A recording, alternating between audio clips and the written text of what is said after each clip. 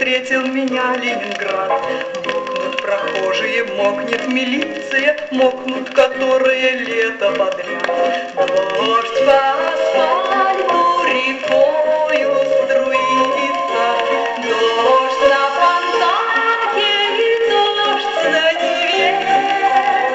Вижу родные и мокрые лица, голубоглазые в большинстве, голубоглазые в большинстве.